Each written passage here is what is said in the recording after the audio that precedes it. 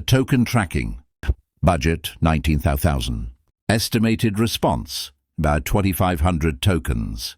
Within budget, yes. The rain came down in sheets that October evening, turning the world into a blur of headlights and distant street lamps.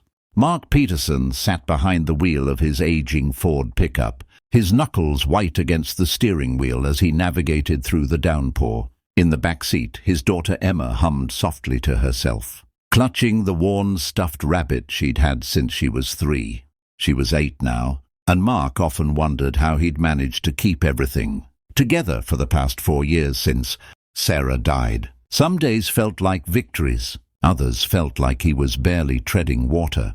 Tonight was supposed to be simple: pick Emma up from soccer practice, grab groceries, head home. But as he approached the bus stop on Hamilton Street, something made him slow down. Through the rain-streaked window, he saw her, a young woman in military fatigues, sitting ramrod straight on the bench despite being completely soaked. Her duffel bag sat at her feet, and even from a distance, Mark could see she was shivering. "Daddy, that soldier is all wet," Emma said from the back seat, pressing her face against the window. Mark had already passed the bus stop, but something gnawed at him. He couldn't shake the image of her sitting there, alone, drenched to the bone. Without fully thinking it through, he made a U-turn that earned him an angry horn from another driver. "What are we doing?" Emma asked, curiosity lighting up her voice. "Something your mom would have done," Mark said quietly, pulling up beside the bus stop. He rolled down the passenger window. The young woman looked up, startled. She couldn't have been more than 23 or 24, with dark hair plastered to her face and eyes that held a wariness. Mark recognized the look of someone who'd seen more than they should have at such a young age. "Excuse me," Mark called out over the drumming rain. "You're coming with me." The woman's eyes widened.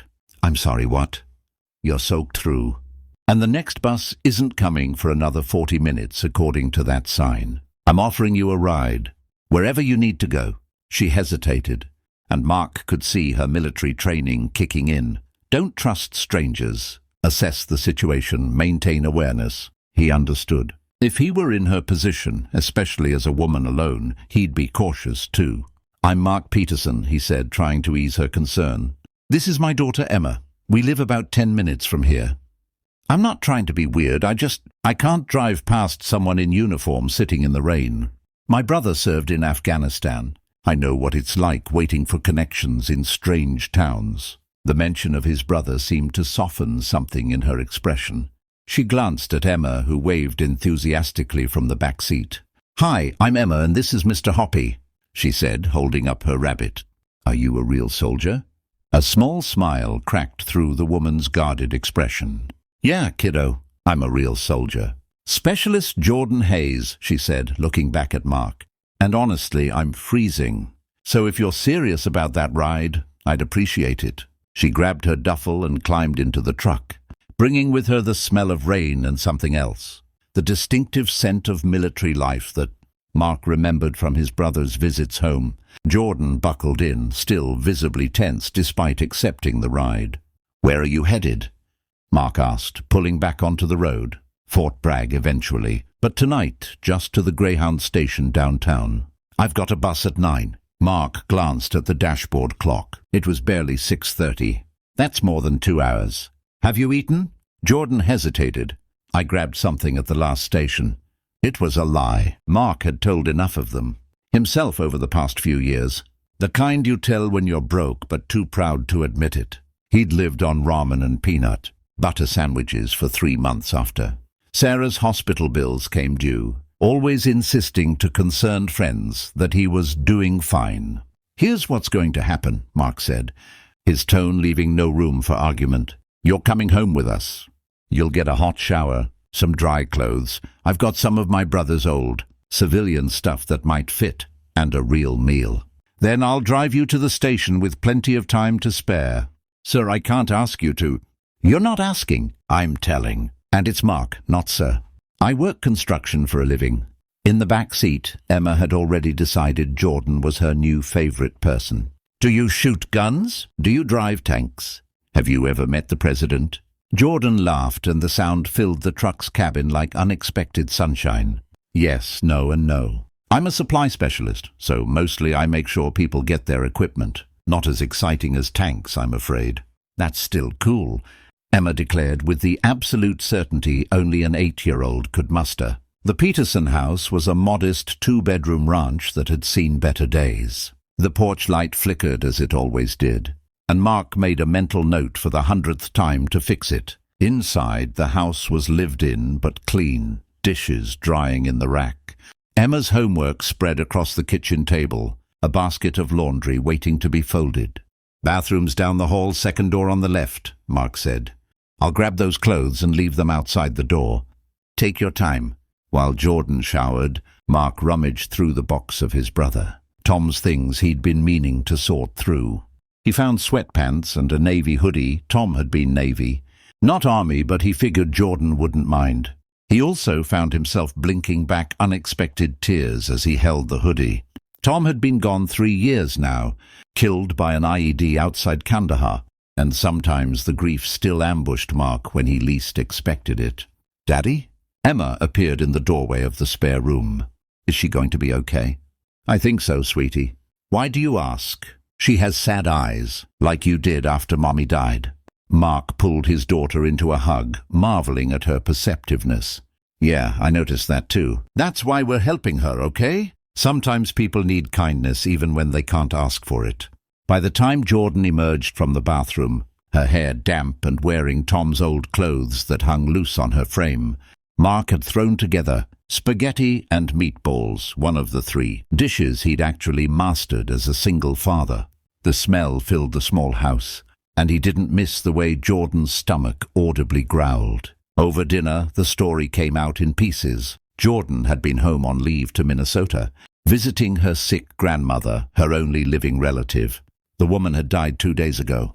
Jordan had stayed for the funeral, used what little savings she had for the arrangements, and was now trying to get back to base. She'd missed her original bus, had to buy a new ticket, and had been traveling for 18 hours with nothing but vending, machine snacks and gas station coffee. "I'm so sorry about your grandmother," Mark said quietly. Jordan nodded, pushing spaghetti around her plate. "She raised me. My parents died when I was 6, car accident. Grandma took me in without hesitation, worked 2 jobs to keep us afloat." She paused. "She was so proud when I enlisted. Kept my boot camp photo on her mantle." Emma, who had been listening with wide eyes, reached across the table and patted Jordan's hand. "My mommy died too. She had cancer. But Daddy says she's watching over us, and now she never has to hurt anymore."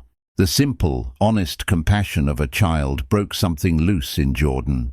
Tears spilled down her cheeks, and she didn't bother wiping them away. "I'm sorry. I don't usually... I should be more..." "You should be human," Mark interrupted gently, "which is exactly what you're being. There's no shame in grieving." They sat there for a moment. 3 people bound by loss and the strange intimacy that comes from unexpected kindness. Then Emma, with the perfect timing of the very young, said, "Want to see my room? I have a rock collection." Jordan laughed through her tears. "I would love to see your rock collection." While Emma dragged Jordan off to display her treasures, Mark cleaned up the kitchen and tried to process the evening. He'd pulled over on impulse, driven by a gut feeling and maybe the ghost of his wife's voice reminding him to be better, to do better. Sarah had always been the one to see people who needed help.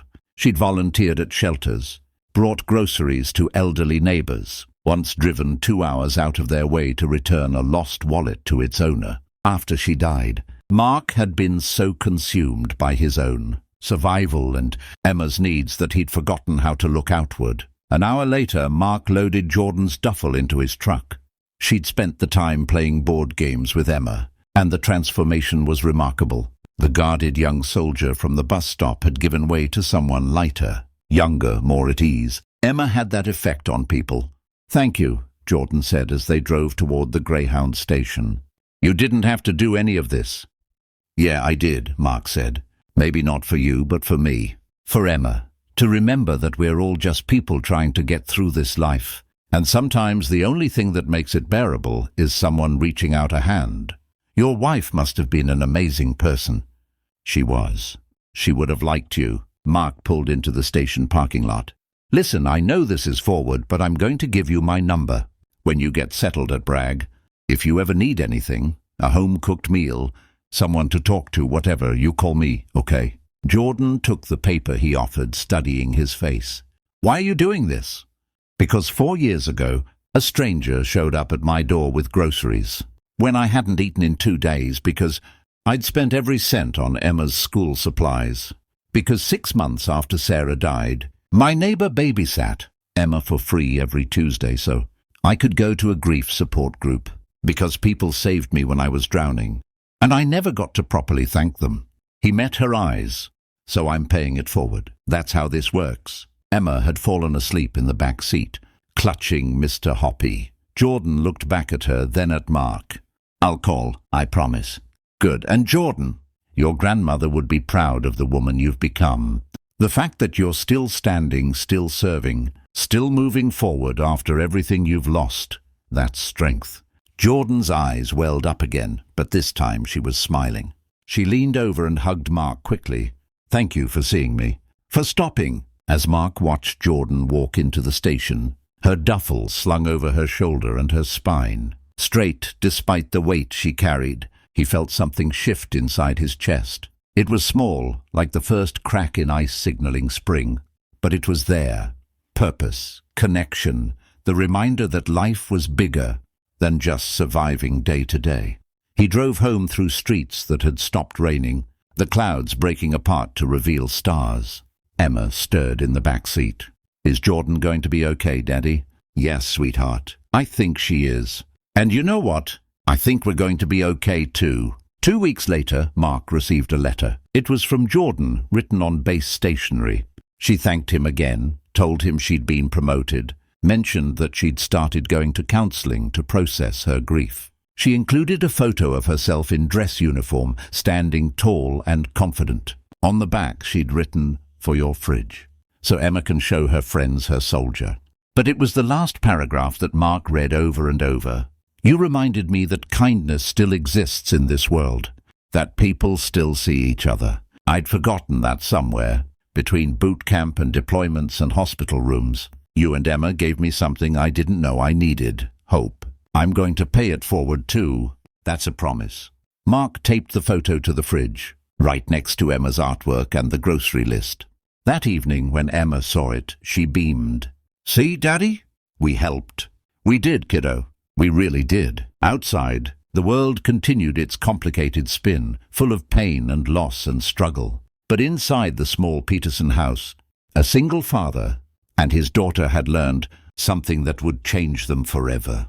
They'd learned that heroism isn't always grand gestures or dramatic rescues. Sometimes it's a U-turn in the rain. Sometimes it's sharing spaghetti with a stranger. Sometimes it's choosing to see someone when the world has taught them to be invisible. And sometimes when you reach out to save someone else, you end up saving yourself too.